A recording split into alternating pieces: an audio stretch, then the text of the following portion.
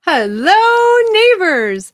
Here I am in the garage tonight doing an Instagram Live, and I am so excited. I have some special guests here with me tonight. So, I'm meeting with our Orange Police Association. So, I have with us President Officer Yash Patel. You see him? And I also have with us Corporal Ibrahim. And I'm so excited to have them with us here tonight because I know we have a ton of questions. I've had a ton of questions lately with everything going on.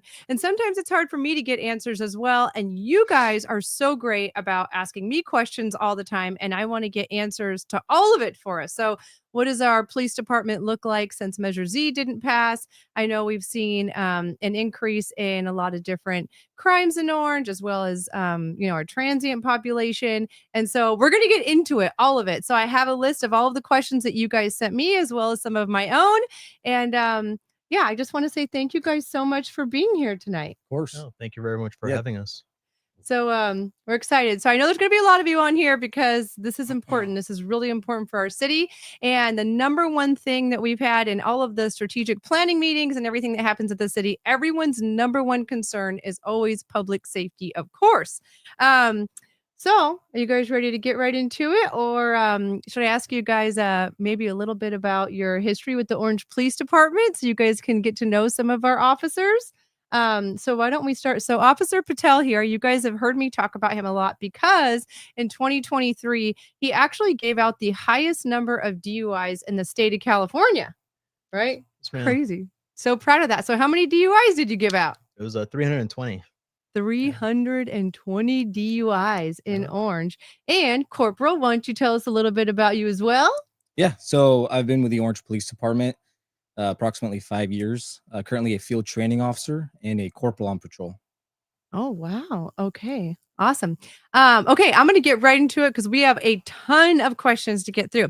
So, my first question for you is what types of crime are you seeing increase the most right now in Orange? Yeah, so right now, a lot of crime in Orange is down, but most recently, we've been seeing more of an uptick on commercial burglaries. It's more of like a crime of opportunity. That's why you're seeing like that slight uptick, and especially with the holidays. But overall, crime is down throughout the city of Orange. Wow, crime is down. Well, that's incredible news. What do you attribute that to? So there's a variety of different things. There's a lot of variables that do play a factor, especially in 2025, especially with Prop 36 getting passed. That played a huge role in keeping a lot of the criminals in jail and holding them accountable. But there's also some things that we noticed that were affected, right? Especially on the East End, is with ICE and stuff like that. So there's some crimes that are getting unreported because some people might be afraid to call the police. Wow. But I want everyone to know that we operate away from ICE, and we're here to help the citizens of Orange. Wow. Okay. Wow. That's, I just have 100 more questions with that. So, on the east side of Orange, because of everything you guys know, we've had a lot of the ICE protests and we've had a lot of sightings of ICE in Orange. It was a really hot topic at city council for quite a few months. And people that have been very upset about that in the city of Orange because 40% of our population in Orange is Latino. And so, we saw for a while, like even the manager at Home Depot telling me Home Depot's empty. People aren't shopping, people aren't out. And so do you think that's why the crime decreased is because people aren't reporting crimes as much or people are staying home? So that could be a huge factor of people staying at home. But we believe that there is still going to be crime overall, but it is on the East End, especially you're seeing a decrease in the call volume that's coming in because of some certain neighborhoods are not calling in certain crimes. So we're finding out through different methods. When our officers are doing active patrol, especially on the East End, they're making contact with citizens at local grocery stores or the liquor store, and they're able to have that conversation with them. Wow. And I think that also a contributing factor to that is our officers are out there every single day. The culture of the Orange Police Department is proactivity. So we don't like to be reactive. We like to be proactive. Stop the crime before it happens. So our guys are out there working every single day. They're making stops. They're contacting people that aren't supposed to be here. They're enforcing laws and crimes. They're out in your neighborhoods patrolling the streets. So they're everywhere. And I know for a fact, 'cause I work alongside these guys every single day in and day out, that these guys are out there. They love their job. They love to put bad people in jail, and they're passionate about their community. So I think that's one of the major contributing factors to a safer Orange. Oh, absolutely. And do you think so? For example, at city council, they talked a lot about the incident that happened out in front of Moreno's. Do you remember when ICE had stopped someone and ICE actually hit a car and then took off and had to circle back? But because there was an accident, Orange police were called. Correct me if I'm wrong on all this. This is just what I'd heard that. Police were called, and so OPD was out there and ICE was out there as well. And so a lot of the citizens thought that our Orange Police Department was helping ICE, but Chief Jevic addressed this in a city council meeting and said, no, we are actually here for you, the residents. And if you feel like there's a situation that isn't being handled properly, you're not sure if you're being detained by the right person, to please call OPD because there will be checks and balances, essentially saying we protect the residents. Mhm. Is that all correct? Yeah, that's all correct. And I want to stress, just like Patel here, Officer Patel stated, is that we're here for the community. We don't care what your race is, ethnicity, what language you speak. We don't care about any of that. We're here to protect the residents, respond to calls for service, no matter what your immigration status is. And we will continue to do that with the utmost respect and service. So for anybody watching out there, we are here for you guys. And we will do everything we can to provide you with the best customer service that we always provide. I have heard you guys always say that, like, we're your customers, and I love that. And OPD, our police, I say this all the time, our police are so much different. Like, we're not in LA, we're not in Santa Ana, we're not in Anaheim. Our OPD is different. They're incredible. So another question I want to get into is are gangs still an issue in Orange? And have we seen that change over time? I know we did have, I believe it was at least one shooting last year that was gang related. Correct. So from from October, we've had approximately 5 gang-related shootings. Wow. Throughout 2025, gang shootings have been in the double digits. So we do have crimes in gang neighborhoods, graffiti related to gang neighborhoods. So yes, gangs are still a problem. Our city's special. I'll say special in a way where we're in the middle of Orange County, so we've got multiple freeways. We're surrounded by cities like Santa Ana, Garden Grove, Anaheim. All these cities and the gangs in Tustin as well, they spill into our city. So we deal with a lot of rival gang shootings. We deal with gangsters from other cities going in and tagging and putting graffiti representing their gang. So, and we have our own gangs too. So we have a mix of everything. So yes, to answer your question, we definitely do still have a gang problem. Yeah.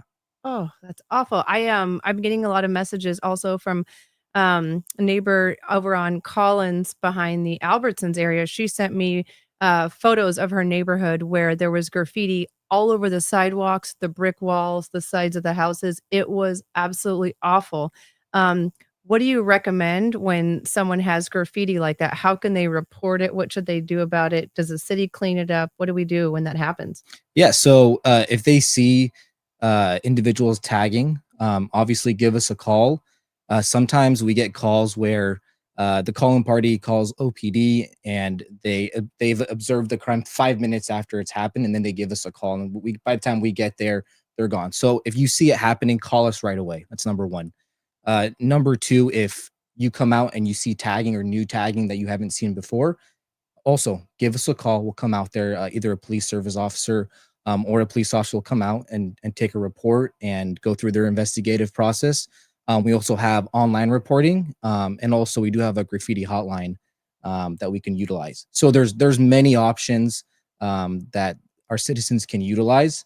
But like I said, it is extremely crucial that you guys call us when it happens, not 5 minutes after, 10 minutes after, because again, that's a common occurrence.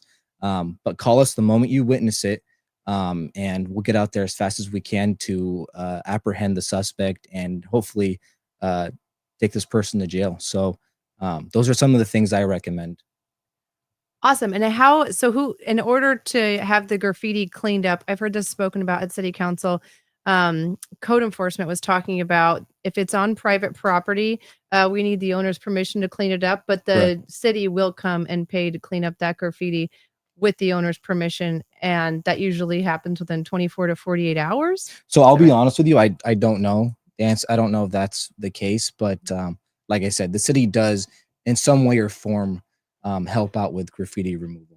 The removal of it. Okay. Yeah, and it really comes down to like the principle of the broken window theory, right? Is we want to remove this graffiti as fast as we can and clean up the area, because the longer the graffiti stays there, the more likely it is more crime happening in that area. So I believe that's one of the postures we do take is when we do see crime happening or if we see remnants of crime happening in certain areas, we want to move and quickly fix that area as fast as we can. Awesome.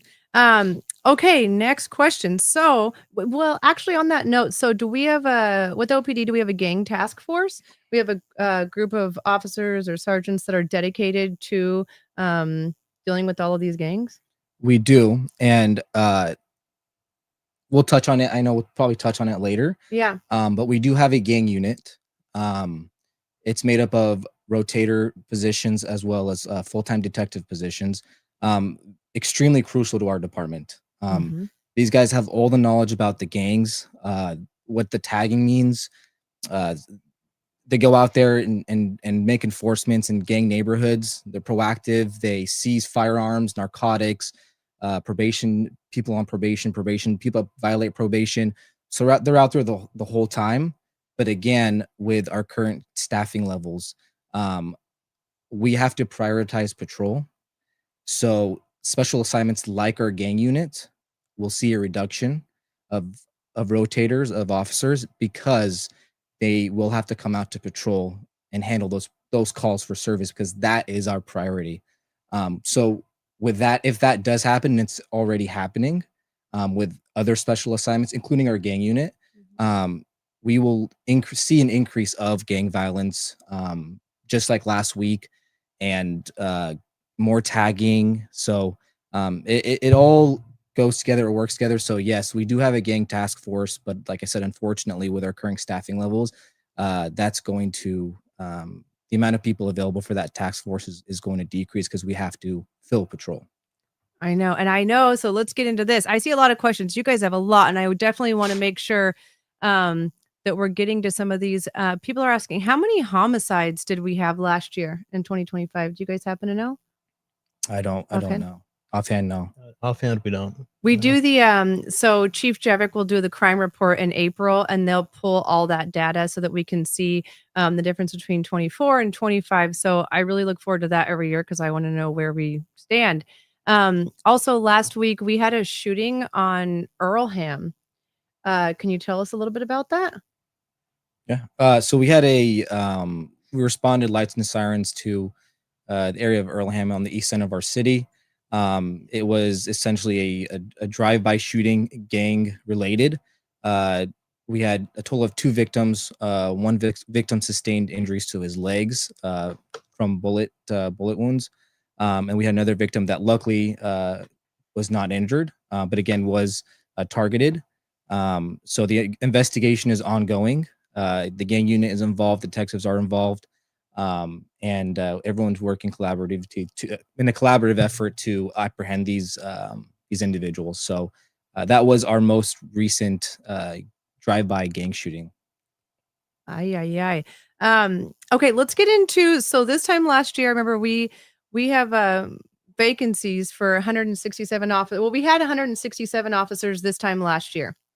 And I was told that in December, we were down to 124 officers. Is that correct? Or you guys want to touch on that and what the status of our police department is right now? Yeah, absolutely. So the status of the department is we are seeing a reduction in staffing overall. At one point at the peak of Orange PD, we were sitting around 170, 173 officers. Over the course of the last year, you've seen a sharp decline, and that's kind of started towards the tail end of 2023 when we started seeing that decline in staffing. And at one point or another, we got into the low 120s. So we're sitting around 120, and you got to keep in mind that when we say we have 120 officers, that doesn't mean we have 120 boots on the ground. That's not including any type of injury on duty officers that we have that are out or might be on administrative leave. So the actual boots on the ground is significantly lower. Do you have a guesstimation for what that is for boots on the ground for officers right now? Yeah, so we have, like Officer Patel said, around 120 sworn. That includes police officers, detectives, lieutenants, captains. Dispatch, that include dispatch? Does as not well? include dispatch. Okay. These are just officers, Just sworn officers. Okay. Out of the 127, we have 92 police officers. That includes detectives. So police officers and detectives. The remaining amount are a mix of lieutenants, captains, and sergeants. Okay. And then in the field by itself, you have about roughly 54 officers patrolling the city. Wow. So how many officers do we have on at one time? So it varies. So it really does vary. So during the daytime, like daytime shifts, you'll have roughly about 8 officers. It could ebb and flow between 7 and 9. But you also during daytime, you have to keep in mind you have greater staffing because you have detectives that are working, you have our special investigation unit that's working, and then you also have the motor officers working. But during the graveyard shift, you'll also be right around 8 to 9 officers. And then our swing shifts, which is our from 1 p.m. to 1:30 a.m., you're roughly around 3 to 4 officers. And they're kind of just there to hold over between day watch and graveyard going home. That seems extremely low. I don't know if you guys have any idea what the average for the national average is for police officers per residence. Do you know what that? I remember I looked it up, and I think it was like one officer for every 700 or 800 people in the city. And I thought it was shockingly low. I think this time last year we had talked about it, and there was 10 officers on.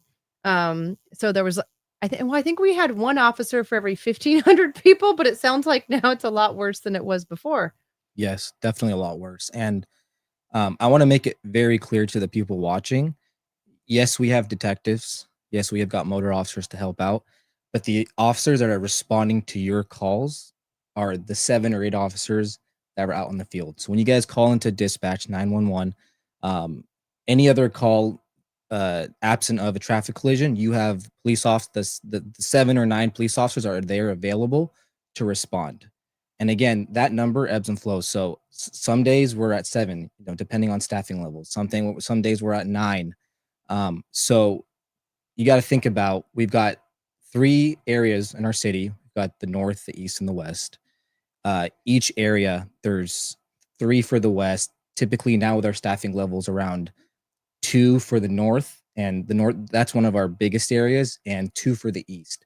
So if you live in any one of these areas and you call for help, or you call the police department, that beat officer, that area in that specific beat responds to that call for service. Not a detective, not a motor officer, not the lieutenant. It's our police officers that are out there responding to the calls for service with just 7 or 8 officers to respond. And that's with our current staffing levels right now. So, we've got all these police officers leaving. Are there reasons? Do we know why they're leaving? Yeah, so absolutely. So the city also does, like when these officers lateral or they retire, the city does an exit survey, but internally as the union, we also do an exit survey as well. And one of the big 3 things that we noticed early on, before Corporal Ibrahim and I took over for the union, and it was also our goal was focusing on retention. That was one of the reasons why people were leaving, is the city was not focusing on retaining police officers or good police officers. The second one was leadership. What does that mean? Is finding a good balance between how we communicate with our top level management and how they're able to support us when we need it, and how we're able to support them. So building that good communication barrier between us. And then the third was effective or competitive compensation throughout the county. So one of the big things that we're looking at in 2026 is that there's 22 private agencies that operate within the county of Orange. Overall, for our dispatch, our police officers, all the way up to a captain, we're ranking towards the bottom third. And out of the 22, we're ranking right around 18 to 17. And that's one of the main reasons why people are For leaving. compensation? For Yes. compensation. So we're not even like average? We are well below average in the county. And at the end of the day, we're having officers that currently work for us having to move to Menifee, Marietta, Temecula, and commute from there just to afford a house and provide for their families. They're unfortunately, Orange County overall is unaffordable for these officers. Wow, that's really sad because you guys think about you risk your lives for us, but you can't afford to live with us. Would you like to hear some staggering numbers? Yes, It's- lay it it's- on us. We it's- want to hear. Tell okay, us all the so- things. From 2024, so after Measure Z was unfortunately did not pass, we've had 20 officers lateral to different departments. 20? 20. Since, wait, it didn't pass in November? In 2024. 24. So then it's been a year. So 20. So, and what's even more staggering is 2020, we've had a total of 40 officers. And do you want me to go through the years of experience that these officers have had? Yes. Okay, so I've got a list here, and we'll go over it real quick. So we had one officer. They lateraled over to the Riverside Sheriff's Department, 8 years on. One officer that lateral to Ontario PD had approximately 2 years on. 10 officers lateral to the Anaheim Police Department with an average experience of 6 years. Wow. 13 officers went to the Sheriff's Department with an average time of 5 years. 4 officers lateral to the Newport Police Department was 7.5 years. 3 officers to the Huntington Police Department they had an average of about 3.5 years. 2 officers to Long Beach, which is very ironic. Normally you see LA people that work in Los Angeles County lateral to Orange County agencies. It was the opposite. They went to the Long Beach Police Department. They had an average of about 2.5 years of experience. And then 2 officers that went to the Orange County District Attorney's Office, average of 18.5 years of experience. Most of these officers were in special assignments like the bike team, motor officers, and detectives. We lost 2 very skilled and experienced detectives. They went to the Newport Police Department. And if you look at the trend with all these agencies, it's the pay. The Orange County Sheriff's Department had recently a very good raise. The Newport Police Department, on average, these guys are making about $10 an hour more than officers here at the Orange Police Department. Huntington Beach, their percentages are very high, so they make that up in their percentages. Long Beach, they're in a good financial position. So these guys are leaving, like Officer Patel said, for there's other factors, but those factors we can control, within the department. But in terms of what we can't control is the pay, because that's, at the end of the day, it depends on our contract negotiations with the city, the support of the community, passing the measure. So all those things are external factors that we can help. We can try to help and make it happen, but it relies on other parties. So these guys, like I said, are leaving because, like I said, they're making, they're being way more than what we're making here. So I saw that bonus too, that $20,000 sign-on bonus for Tustin. They posted it right on their Tustin Police Instagram page. I was like, oh, do you have to make it so obvious, guys, that you're trying to steal our police officers? But then I also heard that they're doing a 19% increase in pay over the next 3 years. It sucks. 40 officers. That's a lot. 40 That's a officers. Lot. 40 officers.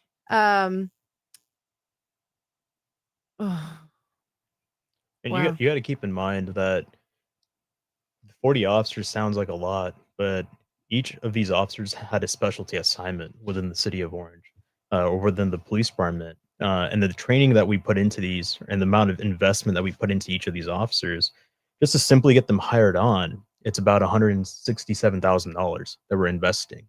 And on top of that, a lot of these officers had specialty roles. Like one of them was a DRE. That takes thousands of dollars to invest into this officer to get them to be a DRE. Another one was part of their SWAT team. It takes Oh, thousands of dollars to invest and get them up to a SWAT team. So if you times 42, um, or the total individuals that lateraled by $167,000, that's millions of dollars that we're hemorrhaging. $6.5 million. So the 40 what? officers, you multiply the 40 by the 600 and we said 70 $167,000. That equals to approximately $6.5 million that the department and the city has invested into these officers, so that they can go out and serve our community, your community, and provide you with that customer service that you guys expect. $6.5 million. And somebody on here just made a comment and they said it sounds like we're just kind of a a training ground. Oh, So that's that whoever said that. That's exactly Dead on. So dead on. the biggest slogan in the county of Orange, which also kills our morale and the morale within the PD, is what we're known as is we train the best for the rest. oh, That's the slogan that's used. So we train our officers to the utmost. A lot of our officers are hardworking individuals. They want to be trained. They want to be the best performing officers. So that's why when these officers lateral, a lot of their command staff, so like from Newport Beach or from Long Beach, they'll reach back out to us and say, "Thank you. We actually have a very competent officer that's working for us now, and we appreciate all the training that this individual has."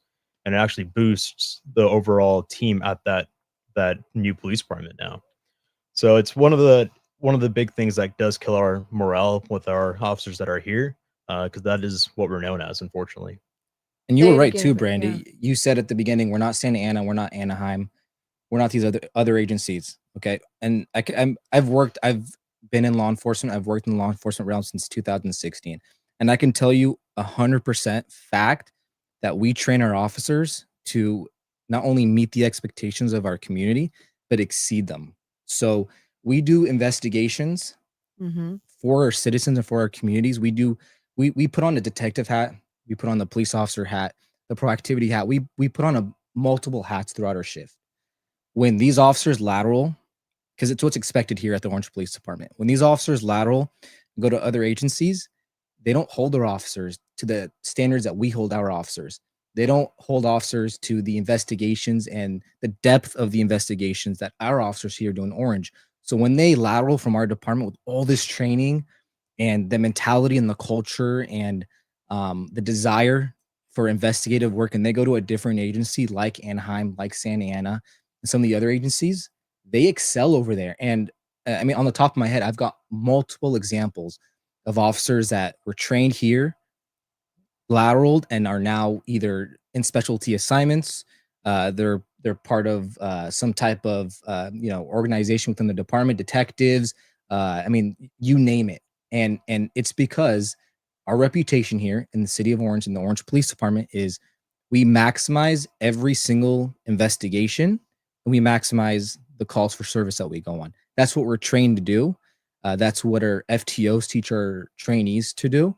And that's what the community expects. And we provide that. And when we have these officers leave and go to different agencies and they do the same thing because it's what they were used to with us, they look like rock stars. Oh, So seeing them excel and do great, we're happy for them, obviously, but it also hurts us. But more importantly, it hurts everybody out here in the community.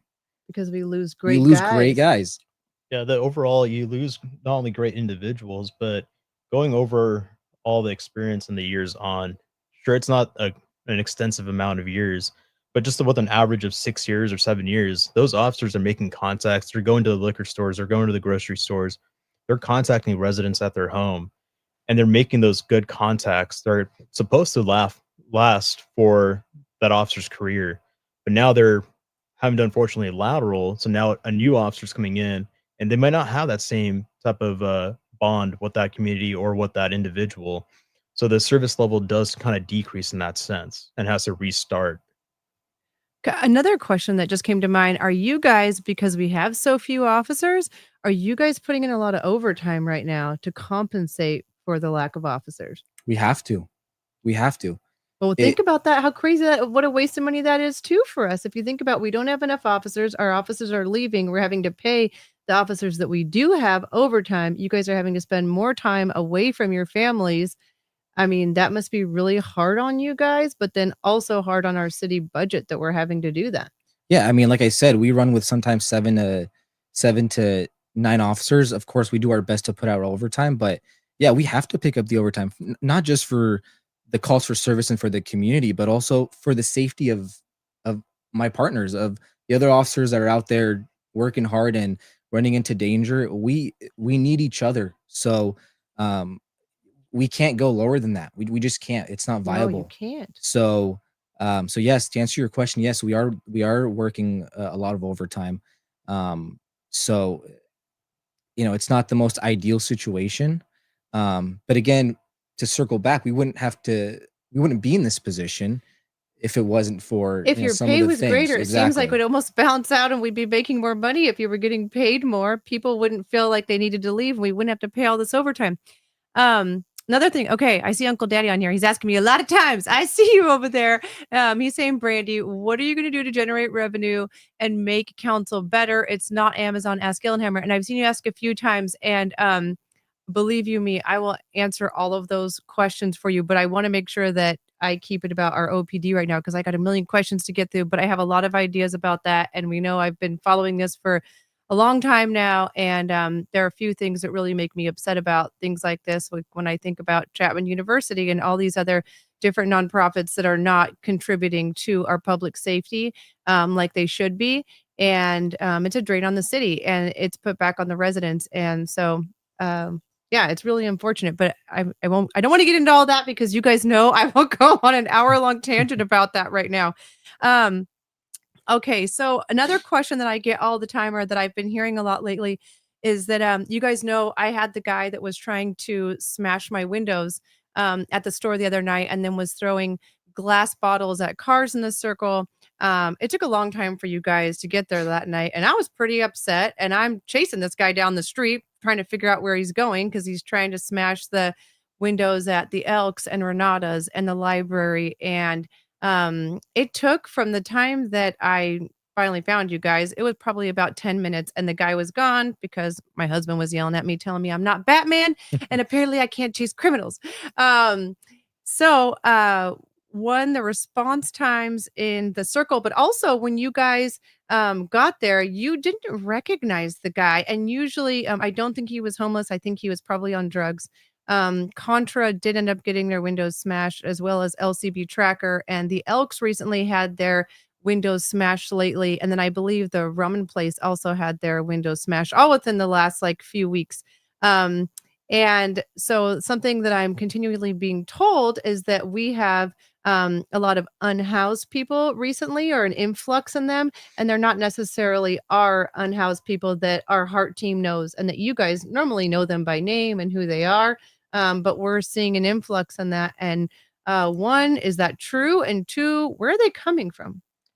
Yeah, so for the amount of homeless or unhoused individuals that are coming into our city, overall the quantity has remained the same over the years. Uh, what you're seeing is essentially other people coming from other jurisdictions, and that could be attributed to a variety of different things. One big one, I would say, that if you sit there for about an hour, you would see it on Tustin Street. You have an RTA; it's a Riverside Transit Authority. That's a direct line to Riverside, so you get a lot of people coming from Riverside into Orange County. Another huge draw for our city is that we do have the hub, the OC hub, which is right off the Struck Avenue, right by the police station. They are one of the main providers for housing assistance as well as any type of uh, government assistance to the unhoused.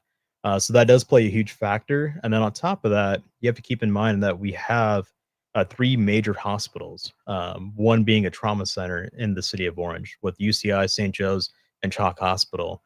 So that does play a huge factor is when an unhoused individual has to get transported or request medical attention. we happen to be the closest hospital centers, and they have to get transported to the local hospital center or the closest hospital. That happens to be ours. And then lastly, what we also have is one of the only places in the county is Be Well. It's a psychiatric facility right off of Anita, Chapman and 57.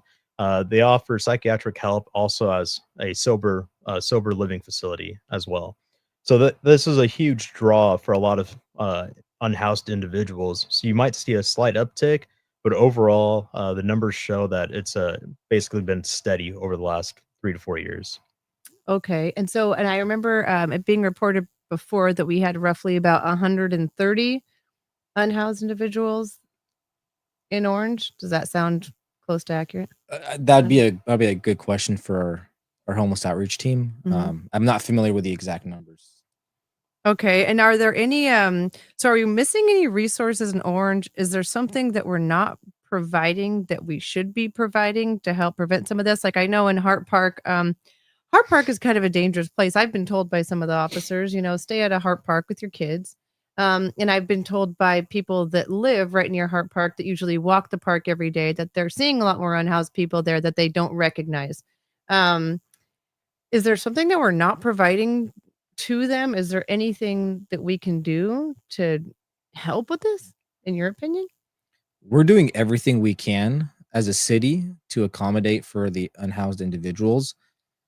Honestly, there's nothing more that we can do. You can lead a horse to water, but you can't make him drink. So it's the same thing with unhoused individuals. We offer them resources, we offer them help, and a lot of the times they don't take it. And being homeless is not a crime. So, uh, with that being said, there's like I said, there's really nothing more that we can do when we've got before our current staffing, we had a fully staffed bike team, and we still have the heart team, but we had all these things in place. We had like a smaller unit that just handled homeless calls. That was, I think, a couple years ago when we had that, like the mini heart team, we'd call them, but that helped a lot. But yeah, I mean, as citizens, as the city, as a police department, there's so much we can do. And like I said, it's not our crime to be unhoused. And we're still there offering resources and responding to a lot of the crimes that they commit. Just like you said, I mean, they're out there, they're drugged out, they're high, and they're causing havoc in the communities. I know there's a time and place to help them out, or give them money. But in most cases, these guys, they don't want help. We ask them every single time we come into contact. We do our best to provide resources, and we've got resources. I mean, they've got EBT cards. They've got the hub. They've got Full circle full for circle clothes. navigate. Yeah, they've got Homemade. homeless shelters. Yeah. I mean, there's so much we can do. And as a police department, our hands are even more tied when it comes to stuff like that. So yeah, I mean, to answer your question, there's really not So we have the nothing else resources. we can do. They We have don't want the everything. help.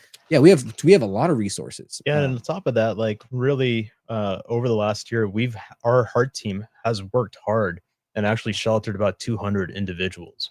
200? It's a lot of people. Wow. They were busting their behinds off to get these people housed, and they were able to get them housed. Right now, the goal is to make sure they stay housed. But on top of that,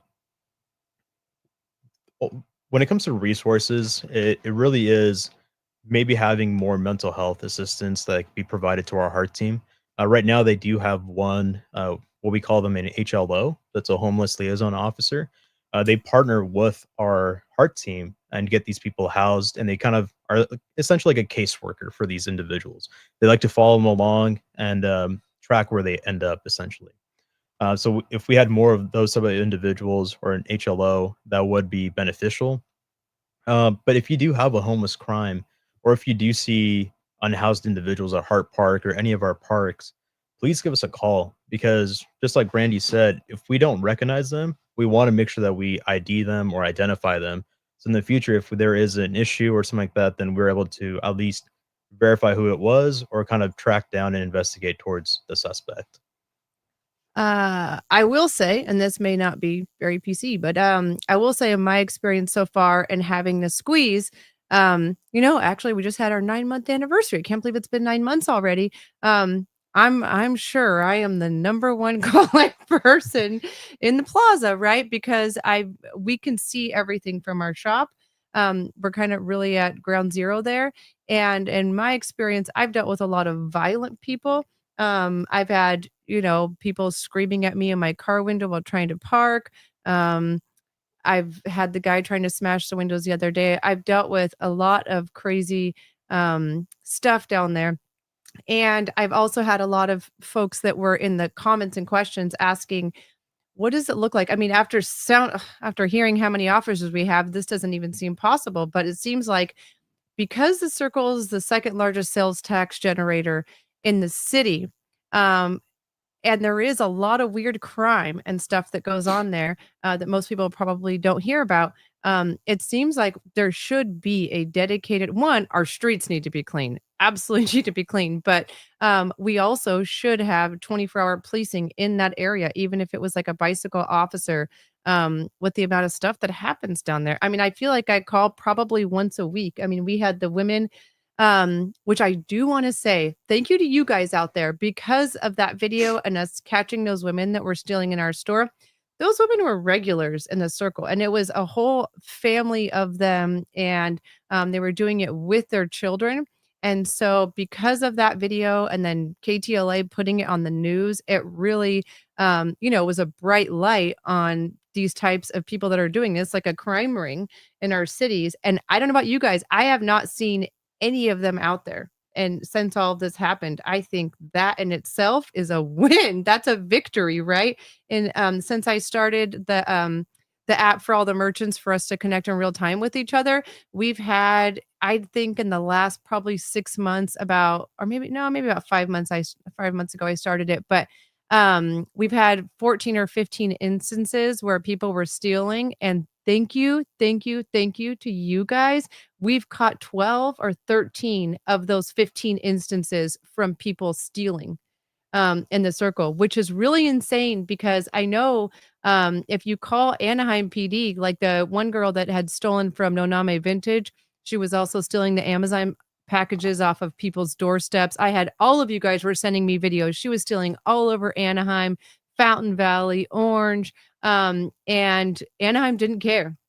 But OPD went after her and found her. And you guys found her within like 24 hours. You guys were sending me messages. She's in front of the Stater brothers, and I am sending that direct to the police as you guys are sending that to me. So I feel like essentially we are the neighborhood watch, right? But it doesn't matter if we're reporting these things. If you guys didn't care, it wouldn't make a difference. It's your follow through that really makes the difference and then sends a message to people that come here. Criminals are going to try to get away with these things, and we're going to say, you're just not going to do this here. Right. And that's a testament to what we do at the Orange Police Department. And what you dealt with yesterday was yesterday, right? What you dealt with yesterday or the day before, unfortunately, there's a lot of other people too that are in the same position as you are. And I'm a transparent person, so I'm going to say it the way it is. If we can't retain officers, the 10 minutes that you're talking about is only going to get worse. The response times are only going to increase. Okay. Yeah. Every minute that's increased in response time, you feel it. If you're a victim of a crime, you call the police and you need someone here, right away. Every second and every minute counts, number one. And number two is you feel it. You feel every single minute. So if we can't retain our officers and we don't pass the sales tax, and we're unable to fund the police department or public safety in general, the residents of Orange, they are going to feel it. And it's not fair. It's not fair to the residents. It's not fair to the firefighters. It's not fair to the police officers. It's not fair to anybody. So your experience will only magnify if we don't retain our officers. It all correlates back to our retention. The detectives that you're talking about, the ones that found 12 suspects out of, you said 13, right? Yeah. 12 out of 13, that's unheard of. So the 12 out of 13 suspects, that's a direct correlation with how hard our detectives work. And guess what? As of right now, we're also understaffed. in the detective bureau. We're going to, again, if we continue to lose officers, we will have less detectives to investigate those crimes.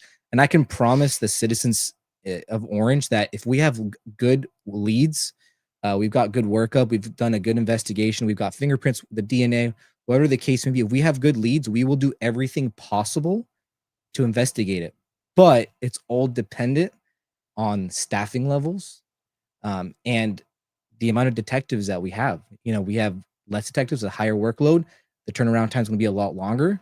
But again, what's more scarier for me is, if I were an Orange resident, is the response times. The response and your situation, it was a from what you're telling me, could have turned on you and could have attacked you or harmed you, and God forbid. But 10 minutes, that's, like I said, that's going to only increase.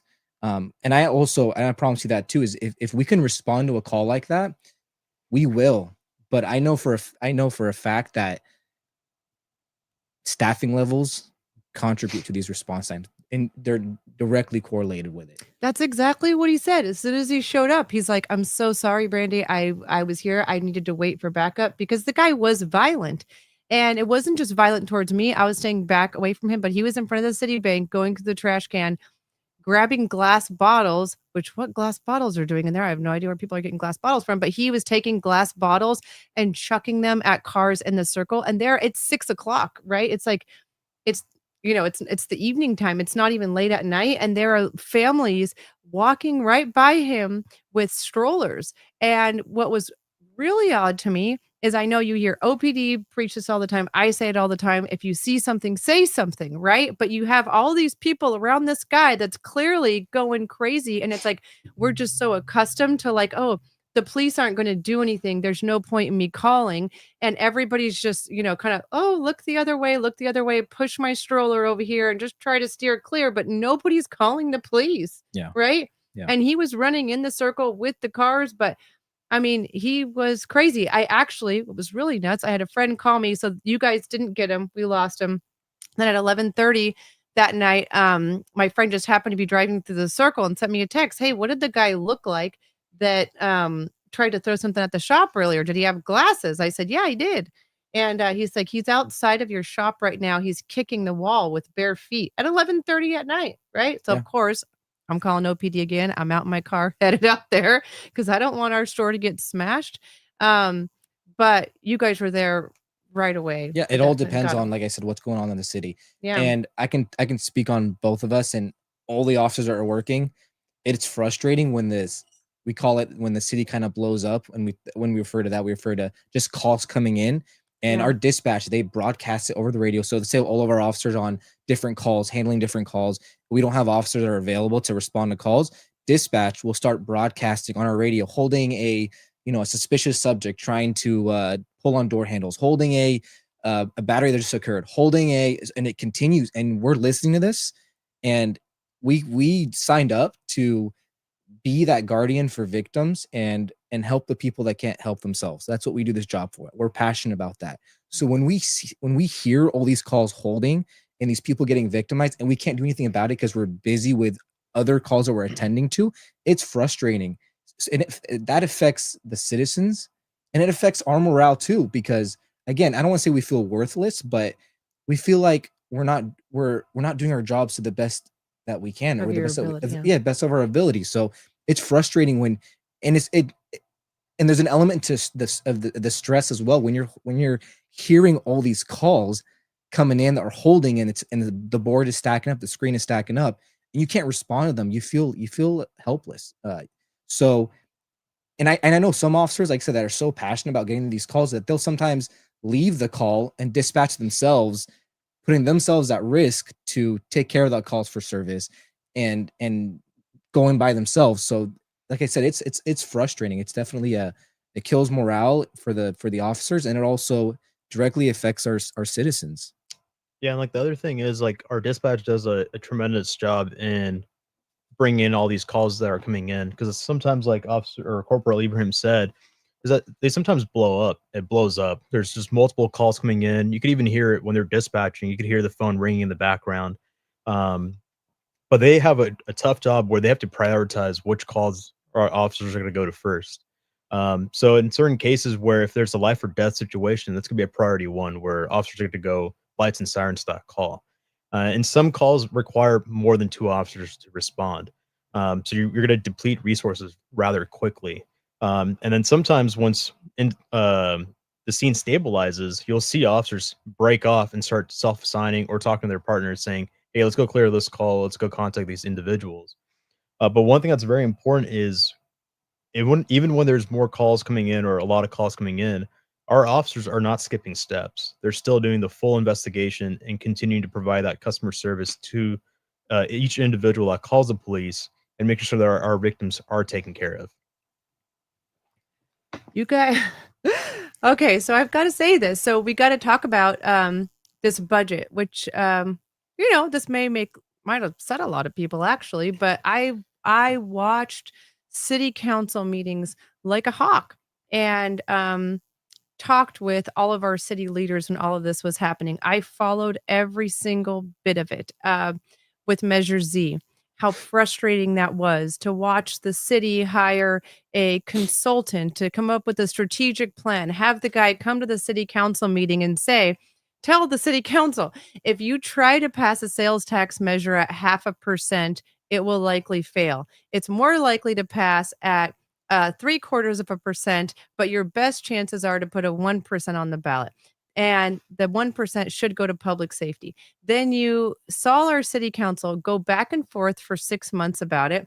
None of them had the cojones, pardon my French, for the most part, to really step up and say, we're going to do this. And I really remember when Dan was up there and looking at the rest of the city council members, and he said, come on, guys, it's for Orange. And it seemed like everybody, or a lot of the people up there, were worried about furthering their political careers, whether they want to be mayor down the line or senator or whatever they want to do. But people didn't even want to give the residents the opportunity to vote on it. And it isn't up to them. It's up to us. They are us. It's not their opinion. It's our opinion that they need to represent, which really upsets me because I don't feel like that's always happening. And then we saw Wilson Automotive get involved, and Wilson Automotive spend a ton of money. Why didn't Wilson Automotive just donate the dang money to the police department, right? It's like, why are you fighting against us being able to help public safety and giving our city what it needs? I'm driving down Cambridge on my way back from the shop every day, and I see we have 500 potholes. We have light fixtures that are 30 years old that we may not be able to get parts for. We have a ton of issues. We have a city that is, it needs help. Infrastructure. We want city services. We want all of our beautiful things. The city, you've watched the mismanagement of so many things to the point where the residents don't trust the system itself to give it any money. So now we've watched city council create an investment committee, an audit committee, an advisory committee. We have systems in place, which we never had before. Like, hey, there's an alarm is going to go off if we start spending too much money or money that we don't have. There's now a system in place to say you don't have any money for that. You literally get that on your phone with Chase Bank. How could our city not have those systems in place already?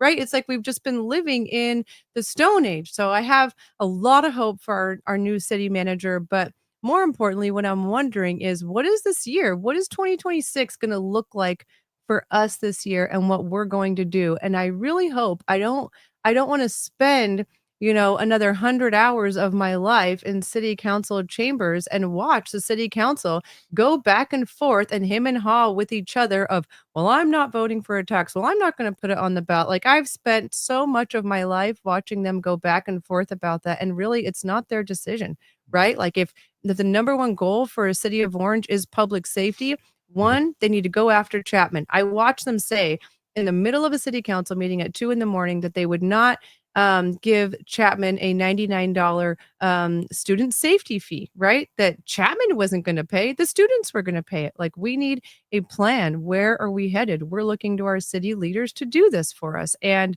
right now, I don't have a lot of faith. And of course, I'll always keep you guys updated on what happens at city council meetings, but they need to get together and have an organized plan on how they're going to protect us and our services and our resources. And if we don't have the means to do that, then we need a plan B, right? Yeah. I mean, look, like I told you earlier, I'm very transparent. I could get in trouble for saying this, but The city council, we speak to them we talk to them on a daily basis. We meet with them, we talk to them. The ball is in their court. So they are indecisive and the ball's in their court. They need to pass the sales tax, put it on the ballot for the people that they represent to vote on it. I'm going to say just how it is. I'm going to be completely honest. I know they're watching. I know we have city council members that are watching, and this is a direct reminder that they need to pass the sales tax. Let the people decide what they want. So at the end of the day, they're the ones that are being affected by this.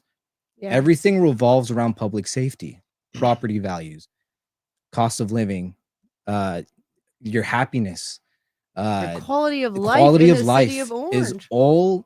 it all revolves around public safety. And by not putting it on the ballot or being indecisive, you're playing with the lives of your citizens, with the police department, with the fire department. I mean, you're affecting a lot of people. So my message to them, if they're watching this, which I know they are, is make a freaking decision for Come together for the collectively. citizens, Yeah. for the police department, for public safety, who you guys say is your top priority. Get together and put this on the ballot. Let your citizens decide whether or not they want to push it through. And my message for Dave Wilson is please don't get involved and please don't slander our city council members again and our police department and everybody else. Like, let the citizens really decide. And we also need, so we are now doing a quarterly budget report. When you hear city council, it's so confusing, even to me. 1 minute we're financially stable. Just because we're financially stable doesn't mean we have any money to do anything, right? We're just not going to declare bankruptcy tomorrow. But we need a clear plan of how we're going to move going forward and what does our budget actually look like. We want to make it clear. Bring back the seminars. When they were trying to do Measure Z, they had those educational presentations. Invite the community out and give us a real breakdown. Let's get into our budget and get into the nitty gritty. We all want to see it, right? I watch it at city council all the time. I watch everything and it's still confusing, right? It's a mixed message all the time. We don't know if we're coming or going, but I know what the state of our city looks like. I know what the state of our police department is right now. And I know that nobody in our city is making average wage at all. We're at the bottom, not just for you guys, but for fire, for public works, for everything. So Yeah, so like you really hit the nail on the head, Brandy. Like when it comes to the sales tax, all we're asking is to give it to the voters, right? You mentioned potholes, roadways, graffiti, abatement, and stuff like that. That all takes money at the end of the day, right? And our job is to keep the public safe. And the best way we could do that is one, having adequate staffing levels, having a bolstered detective bureau, our traffic unit. One of the biggest complaints that we receive is traffic in the city of Orange. That includes parking issues and whatnot. So if we don't have the funds to adequately staff those sectors within our organization, we're gonna have a difficult time actually enforcing the law and providing that high quality of customer service. And eventually, it's going to trickle down to a quality of life or quality of service issue, right? One of the big staggering things that we do for Ibrahim and I, we operate on stats when we do any type of union business or when we work with our members. One of the things that we asked recently to our members was, how many of you would lateral or leave this agency if a sales tax is not passed or is not presented to the voters in 2026? And do you recall the number? I don't recall now. No? So it was just about right around 45% of our sworn staff. So that's a significant number of officers you're looking at losing. 45% said they would leave. They would leave. Yes. Does our city council know this? Are you guys watching this? So if you do the math, right, we talked about how many officers we had lateral, and that was roughly around $6.6 million. If you have 100 officers are staffing on patrol or in line level position, and you lose 45% of that, that's still about $6.6 million that you're losing. So when you're talking about hemorrhaging money, you're hemorrhaging money, and you're going to continue to hemorrhage money until you fix the leak that you have, and that is providing the compensation and the adequate structure that the city needs. And that's not only just what the police department itself, but it's throughout the entirety of the city, providing fire with adequate staffing with their 4-man rigs. And that overall will increase the quality of life with the citizens of Orange. I just want to make it very clear, because again, I know city council is watching this. Make it very clear that if the sales tax does not pass, officers will leave. As of right now, we have a pause right now, and that pause is mainly because we have a new chief who's working hard and relentless to fix the internal problems that we have within our police department. That's something we can control. But again, like he said, 45% of our officers are just waiting, watching what city council is going to do. They're watching to see if they're going to put that ballot on the measure.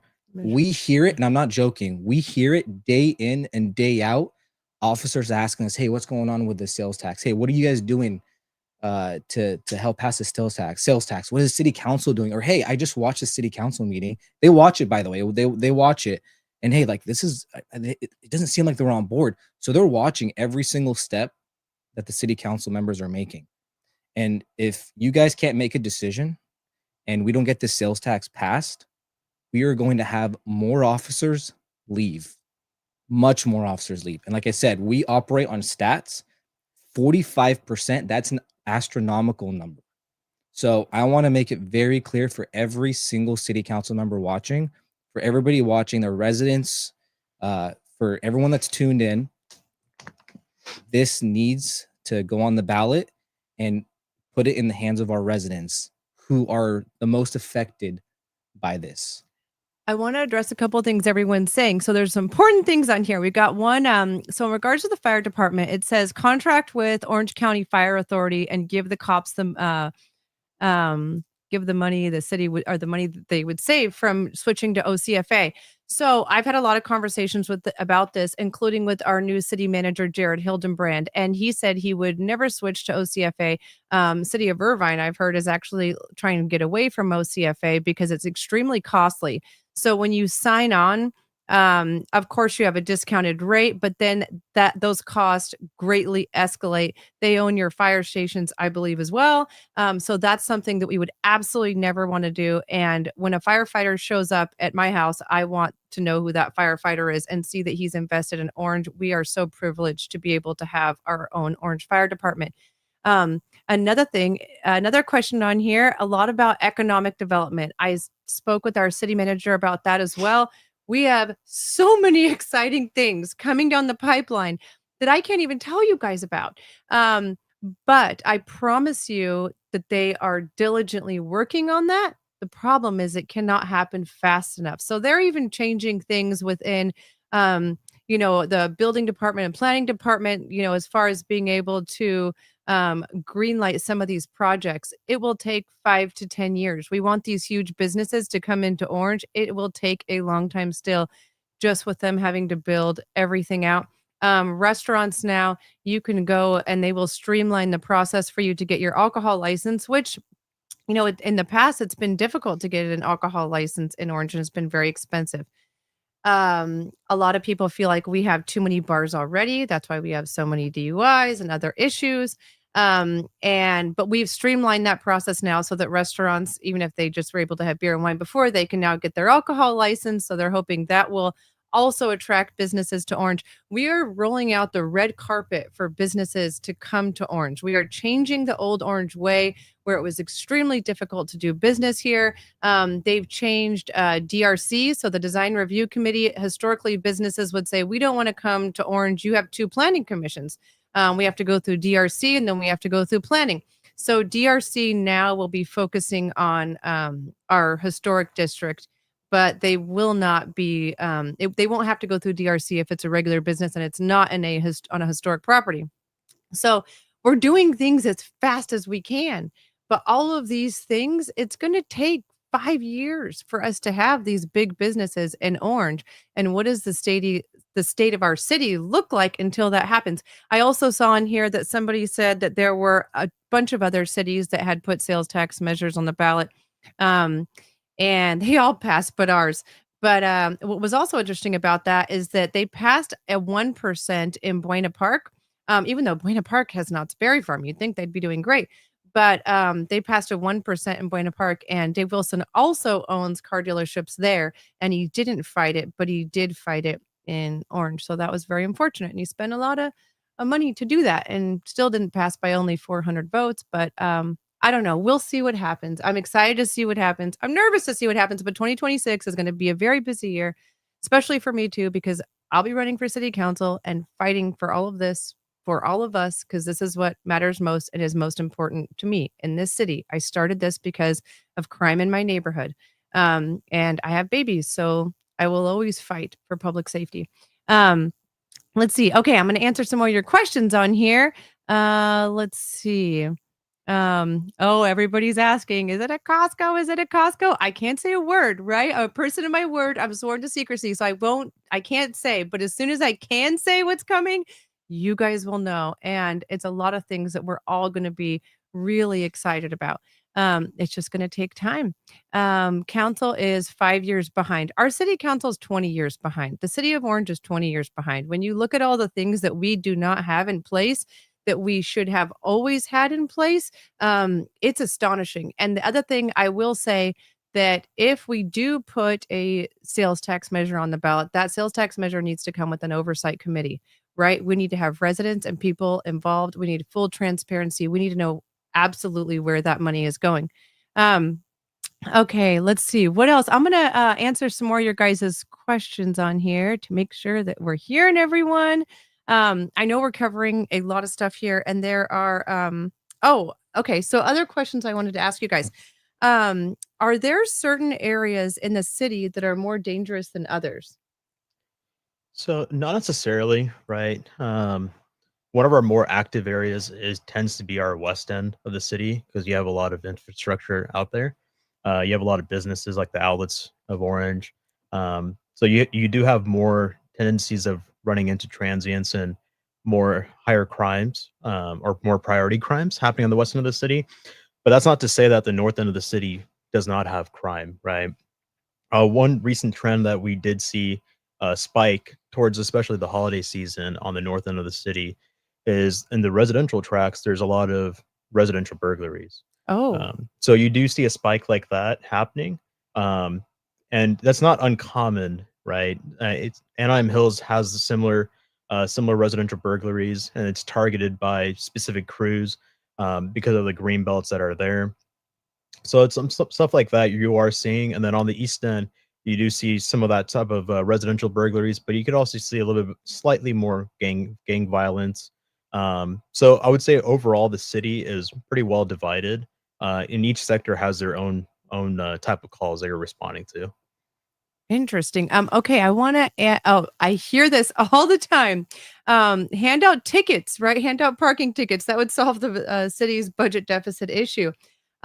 So does OPD ticket, so for the permitted areas, and then how about the areas in like throughout the plaza where you see like 2 to 4 hour parking, 3 to 4 hour parking, and then we have a lot of residential neighborhoods that also have permit parking. Are you guys, with the shortage of officers, are you guys able to enforce any of that? I mean, it's the calls are going through, they're on the board, but I mean, from my personal experience, I mean, it could take anywhere between, I mean, depending on how busy we are, because they are low priority calls.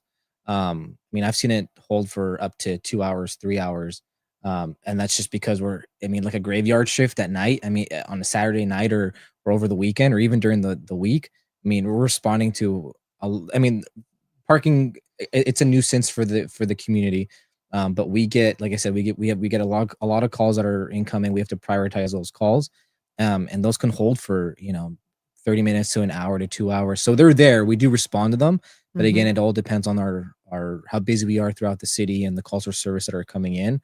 But like with everything else, if we don't retain people, that's only going to increase. Yeah. So Yeah, and like one of the bigger things also when it comes to like parking control, right? Like Corporal Ibrahim kind of touched on, is we have a limited amount of resources. And one of the big things for us is we posture ourselves, especially in the county, as being a highly proactive agency. So our officers, we'd rather, instead of having them go out and do proactive parking enforcement, we'd rather have them go out and do proactive criminal enforcement to prevent crime from happening. We do have parking control officers within the city of Orange. However, they work primarily during the daytime. So when you do call, and please call if you do have parking complaints, we will dispatch an officer out when we have adequate staffing or when they're available. But it really does come down to the staffing levels and then also the priority it falls on.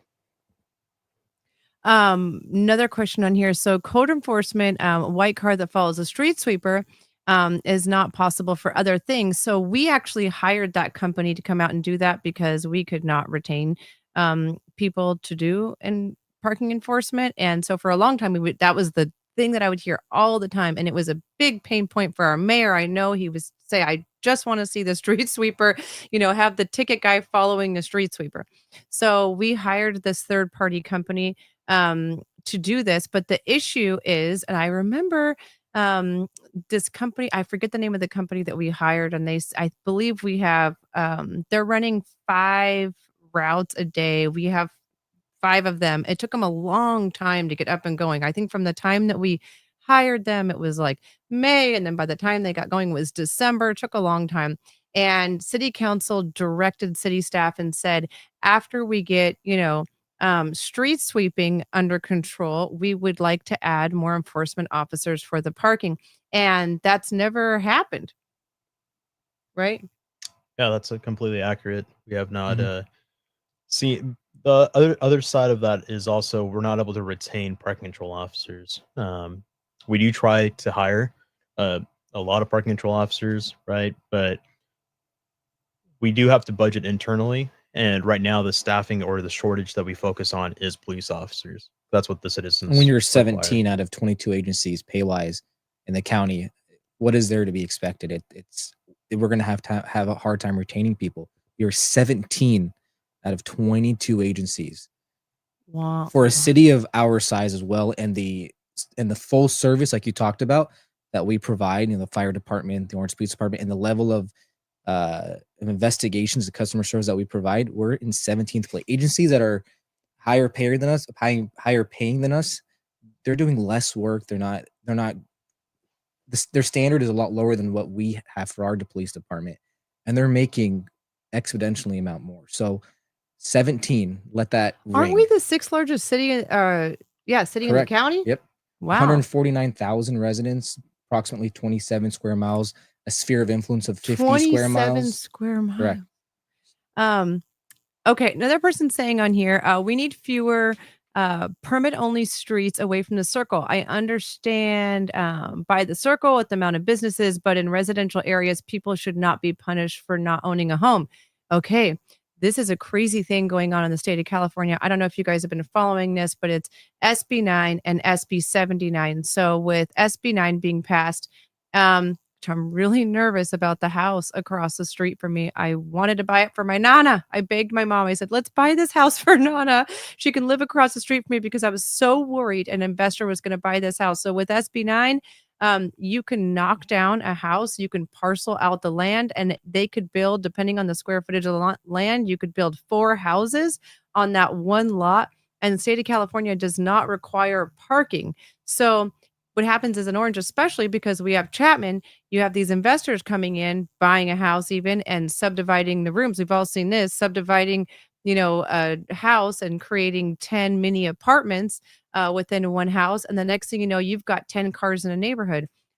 With SB 79, you can, as long as you're within half a mile of a bus station, I think you can actually build an apartment in your front yard at this point. You can build one in your backyard. It's a huge problem. Parking is going to continue to be a huge problem, and we don't really have a transit system to even if we'd all decided to stop driving cars, what do you do in Southern California, right? What are we all taking Ubers everywhere? It's not like we don't have a metro, we don't have a bar, we have the train station, but it's only going to get you so far. So parking will always continue to be an issue. That's why city council has been allowing more permit parking in these different streets because it's been a big issue.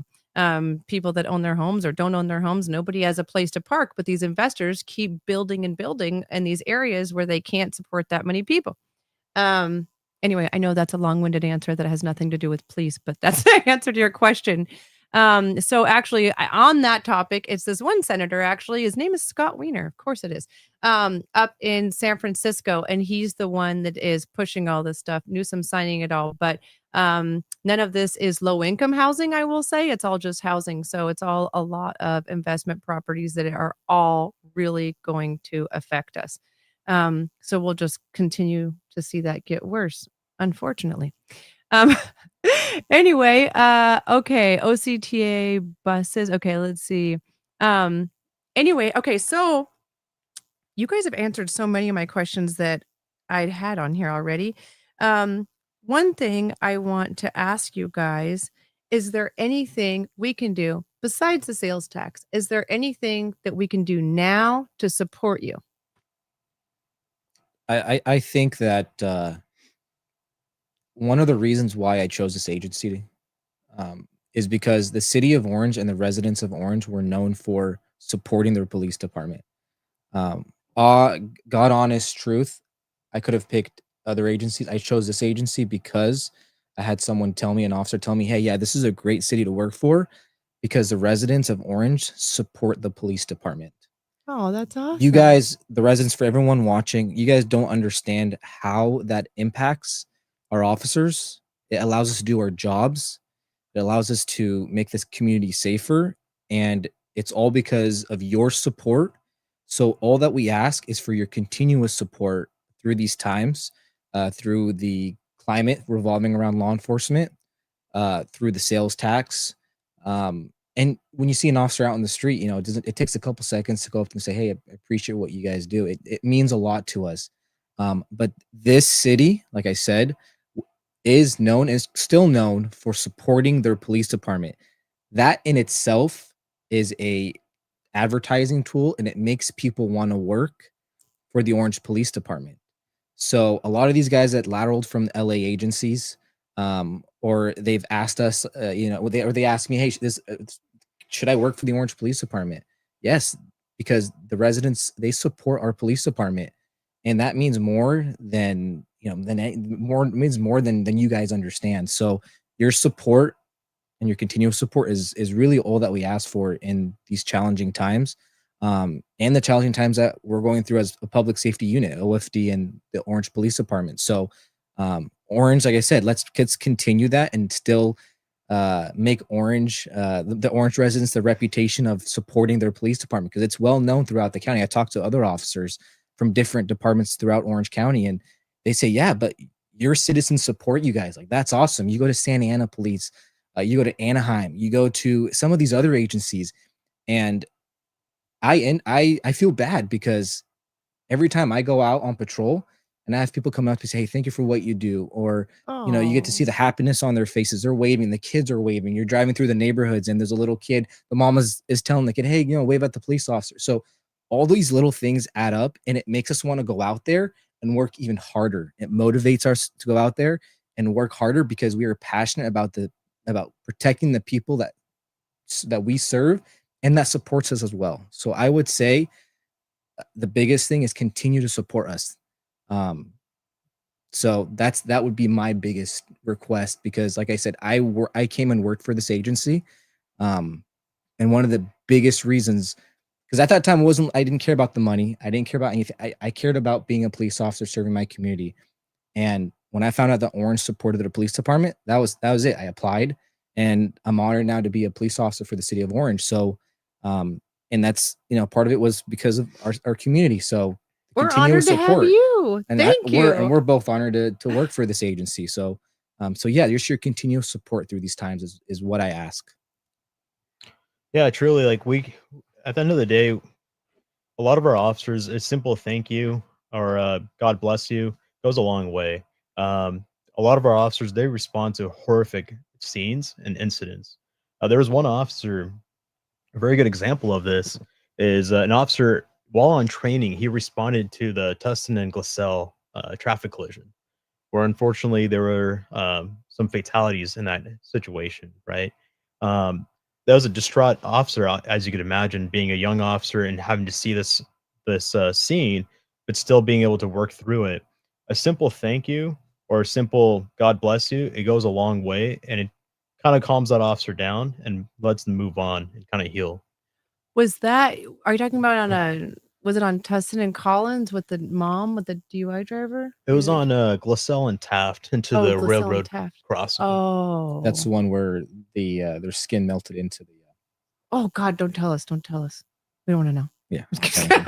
Like, I don't want to know. But these are traumatizing events that we deal it's with traumatizing. on a daily basis, on a weekly basis. I mean, this is I don't want to say for us it happens so often that it becomes normal, but I hate to say it numbs you. You're numb to it. So sometimes when you have somebody come up to you and just talk to you, like when they come up to us and have citizens come up to you and just strike a conversation with them, it kind of takes you out of that element, and it gives you more faith in humanity and what you're into doing it exactly. for. So Yeah. like I said, like the support from the community is the number one thing that we ask for through these times. Well, you So, got it, you guys. We love our OPD. I wish you guys could see these comments. Everybody on here, we know we really stand strong with you guys. We really value everything that you do for us, and we realize how different you guys are. And it's a mutual thing, right? We're your customers. We support you all the way.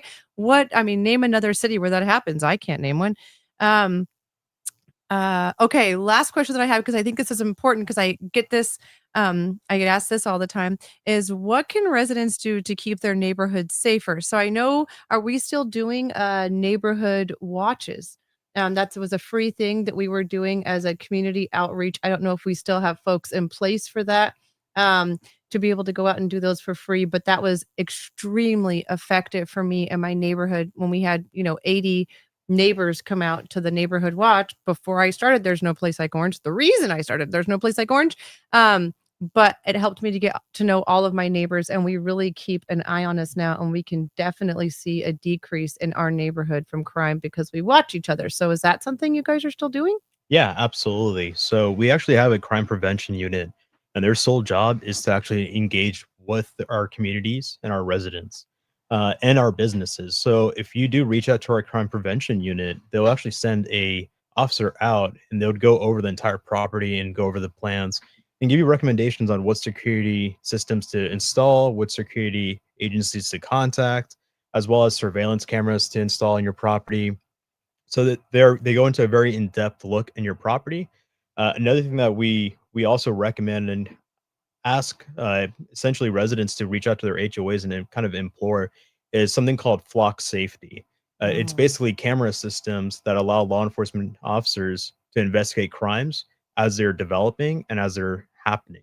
For example, recently, if we have a stolen vehicle that's gets taken from someone's residence, we're able to utilize these cameras to quickly locate these vehicles and track the suspect down. So we have seen great success, and a lot of surrounding cities around us have adopted an ordinance that forces businesses to do that. We're asking our residents to reach out to your HOAs, and if you guys could do that, it would help police officers investigate the crimes and also reduce the crimes that are happening. Actually, I remember when we needed these flock cameras, and that's originally when they were forming the police foundation. I know Chief Adams, our previous chief, was wanting to, um, take up funds and donations to be able to buy the flock cameras, and the state of California came in and gave us a grant. I think the cameras I think we got about 40 cameras, and they cost the total to implement the whole program was like $470,000. And what the camera does is it reads the license plates of cars. So California gave it to all of our surrounding cities as well. So we've had crimes happen here in Orange, and we've been able to track that car all the way to their garage in Costa Mesa, for example. So this camera is something that you can purchase if you wanted to have a flock camera in your neighborhood that the police had access to at all times. So not like a Ring camera, a Nest camera, but I think about this on Cambridge all the time because, it's kind of a crazy street over here. But the having neighbors all invest into doesn't need to necessarily be an HOA. So I haven't had a chance to do this, but I wanted to look into the cost of installing a flock camera that OPD would then have access to that would help protect our neighborhood. So I'll make a video about this because I think this would be really cool. The more of these cameras that we have, the better, and especially in some of our areas where we have high crime. So I'll get you guys more information about that. Let's see. What else do we got on here? Oh, the hit and run with your truck. Oh, okay. I'm sure they're on it. Okay. Last question for you, because I know this is very, very long on here. Oh, what gives you guys hope right now? What do you have hope will happen? I think the biggest hope that we have right now is that city council will get their ducks in a row, and they have 6 months to get a sales tax on the ballot. And we're hoping that they're able to get that on the ballot, because without that, it's going to be a different Orange PD, and you're going to have a different police department, a different workforce. Right now, we're seeing a slight increase in call times, right? But it's very minor, the call times that we're seeing. But if the sales tax does not pass, you're going to see a full reduction in the services that we offer as a police agency. And you could see that if you look at local agencies or surrounding agencies. When you call 911 for a minor fender bender, the Orange PD still responds out there and takes a report or assists you in exchanging the information. If you go to surrounding agencies, they will not send an officer. They will just tell you over the phone, exchange information, and move off to the side of the road. So you will see a significant reduction in the amount of services that we provide if we can't get a sales tax passed and retain officers, and not only retain officers, but retaining good officers. Right? There's a huge difference between the investment that we place in our officers. We dedicate a significant amount of time, and when they go through the field training program, if they're not slated to make it, we cut them from the program because we need a specific officer to serve our community and make sure that they are providing high quality customer service to each citizen that they respond to. So you are going to see a reduction if we can't retain these officers.